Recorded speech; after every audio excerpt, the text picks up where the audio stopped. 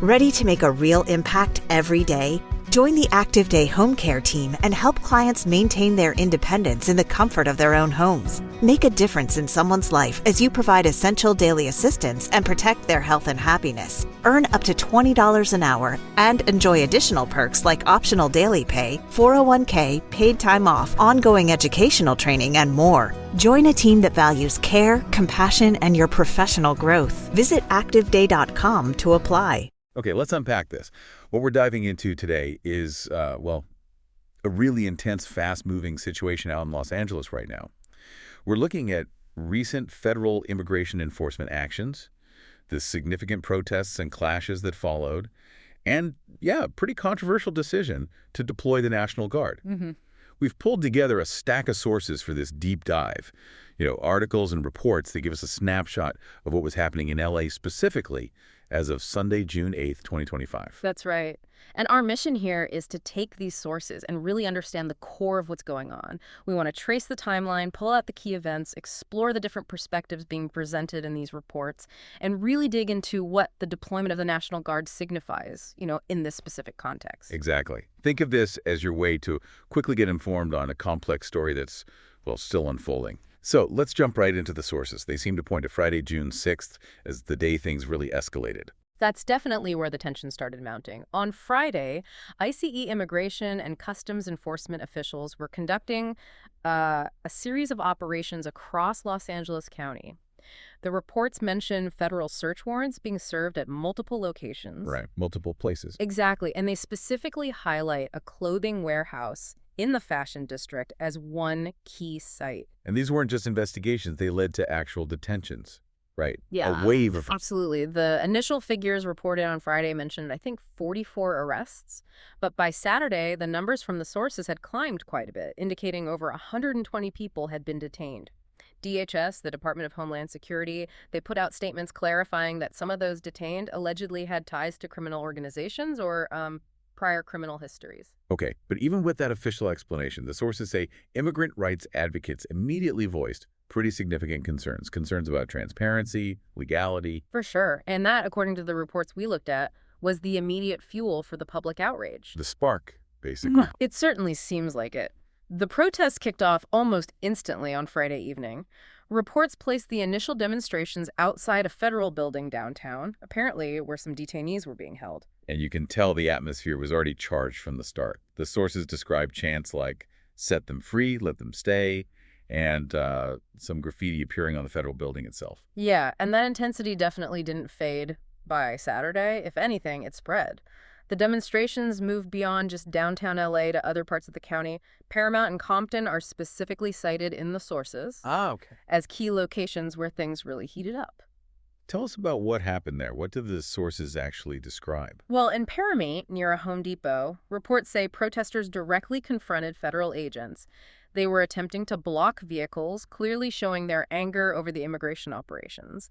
The situation there seems to have escalated quite rapidly. How did that escalation manifest? What were people doing based on the reports? We see reports of protesters throwing objects, things like rocks, even pieces of concrete apparently at law enforcement vehicles.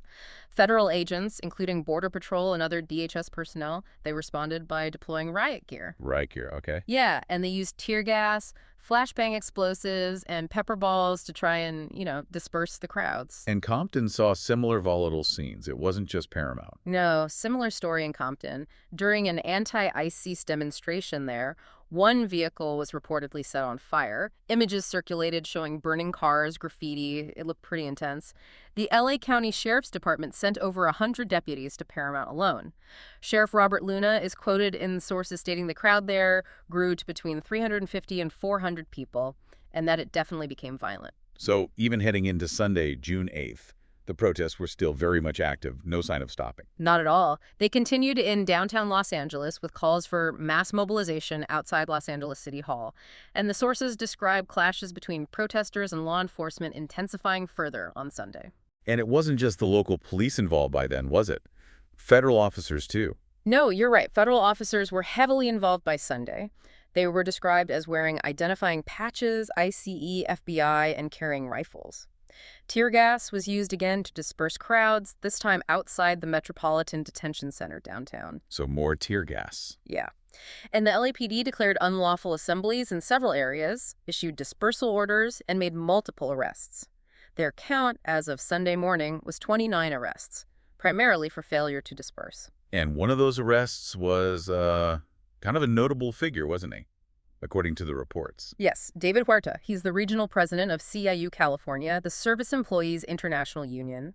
He was reportedly among those arrested, accused of impeding immigration agents. Right. So this escalating unrest, the growing size, the intensity of the clashes, this seems to be what directly triggered the big federal response we mentioned earlier, the National Guard. That's definitely the connection the sources make. On Saturday, June 7th, President Trump signed a memorandum. It ordered the deployment of at least 2,000 National Guard troops to Los Angeles County.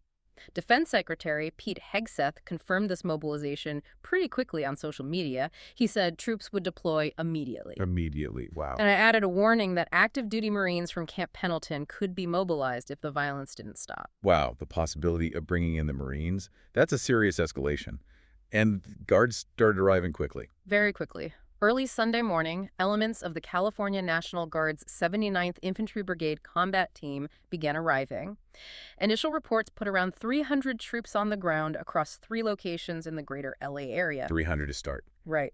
And according to the sources, their stated primary mission was the protection of federal property and personnel. But we saw images confirming this, troops in camouflage outside federal buildings, vehicles moving through areas like Paramount that you mentioned. That's correct. Now, this federal deployment has, perhaps unsurprisingly, really ignited a significant political dispute. The sources highlight this quite a bit. California Governor Gavin Newsom and Los Angeles Mayor Karen Bass have been very vocal in their strong objections to this move. How have they characterized the president's decision? What kind of language did they use? The sources mentioned. They used really strong terms, things like unnecessary and purposely inflammatory. They stated the deployment was designed to, quote, manufacture a crisis or create a spectacle of force. Governor Newsom is quoted directly accusing the federal government of sowing chaos so they can have an excuse to escalate. Sowing chaos. Yeah. And Mayor Baz also explicitly voiced concerns that bringing in the National Guard could actually worsen tensions on the ground, not help. So, clear, strong pushback from the state and local leaders. How did President Trump defend his decision against that criticism? What was his rationale? Well, speaking from Camp David, and later on his social media platform, Truth Social, President Trump defended the deployment forcefully.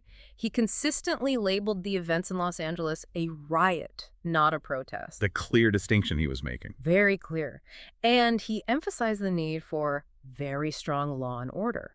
He publicly criticized both Newsom and Bass, calling them incompetent and very slow, and praised the National Guard for doing a job well done. So direct criticism of the state leadership. Yes. And he also made a pretty notable statement regarding the threshold for sending in U.S. Marines. He said, the bar was what I say it is. What I say it is. Signaling a clear willingness for further potentially escalating federal intervention if he deemed it necessary. That raises an interesting point. The sources touch on the legal implications, right? The president making this move unilaterally, seemingly over the objections of the governor. It absolutely does. Typically, when you see the National Guard deployed within a state for domestic issues, it's done at the request of the state's governor. That's the usual way. However, the president does have the power to federalize National Guard units and deploy them under specific circumstances, often by invoking the Insurrection Act. The Insurrection Act, okay. Right. This act allows the use of armed forces to suppress an insurrection or enforce federal laws when state authorities are seen as unable or unwilling to do so. And there's also that principle about using the military domestically, the Posse Comitatus Act, correct? How does that fit in? Yes, the Posse Comitatus Act generally prohibits the use of the U.S. military for domestic law enforcement purposes. But, like many laws, exceptions exist. And one key exception is when authorized by another law, such as invoking the Insurrection Act. Ah, okay. So it creates a kind of legal gray area or debate. Yeah. Exactly. It creates a legal debate about the basis and appropriateness of the president's action here. Critics, like Senator Jack Reed, he's the top Democrat on the Armed Services Committee, are quoted blasting Trump's unilateral decision as risking further escalation of an already tense situation. Stepping back a bit, it really feels like these events in LA are highlighting much broader pre-existing tensions around immigration policy across the whole country. Absolutely. I mean, ICE enforcement operations have always been a point of contention, particularly in communities with large immigrant populations. That's not new. But the perceived intensity and scale of these recent operations, combined with the rapid large-scale protests and then this very forceful federal response, it seems to have brought these underlying tensions right to a boiling point. And the sources show us public figures on both sides are heavily involved, actually, on the They ground. do. For instance, Congresswoman Maxine Waters was reportedly seen confronting National Guard troops, questioning their presence. That really underscores the political nature of this. Right. On the other side, figures like Republican Assemblyman Bill Asately have publicly defended the federal actions and criticized those they view as impeding law enforcement. So, strong views on both sides. It's fascinating, too, how the events themselves are being described so differently, depending on who you listen to. Yeah. The sources point this out as a key element, don't they? Precisely. You see news organizations providing extensive coverage, but within that, there's clearly a riots in LA narrative being pushed by some. Often those supporting the federal response? Generally, yes. Versus a protests in LA narrative used by others, often those critical of the federal actions and the ICE operations to begin with. And that debate over the very nature of the events, are they riots requiring forceful intervention, or are they legitimate protests against government action, that really reflects the deep political polarization we see. Yeah. Polarization around immigration, civil liberties, law enforcement authority. It's all wrapped up in that language. It's more than just semantics. It reflects fundamentally different ways of seeing what's happening and why. So, looking at these sources, as of Sunday evening, June 8th, the situation was still very much active, in motion. Absolutely. It remained highly fluid and tense. Protests were continuing, the National Guard was deployed and very visible, and the political rhetoric between state and federal leaders was, well, heated and showing no signs of cooling down. And the sources make it clear this isn't necessarily a situation that just resolves overnight. There's an expectation of more. It seems so. Representative Nanette Barragan was cited, indicating that ICE enforcement and removal operations are expected to continue daily for the next 30 days in LA County. For another month? Wow. Yeah, that specific detail from the sources suggests that tensions might remain high and could potentially flare up again in the coming weeks. So what these events in Los Angeles really underscore, looking across these various sources, is this really complex and often volatile interplay between federal actions, the reactions of local communities and authorities, the exercise of civil liberties through protests, and, frankly, the potential for significant civil unrest in a major American city. Right. And it forces you, as a listener, to look beyond just the sequence of events and consider what it means that people are viewing them through such radically different lenses. Given the starkly conflicting descriptions of riots versus protests and this very strong disagreement between federal and state leaders on the right response, what does this whole situation reveal about the different ways people currently view and maybe value immigration enforcement, the right to civil demonstration, and the extent of federal authority in the USA right now? It's definitely a lot to consider, and some of these sources certainly leave you reflecting on.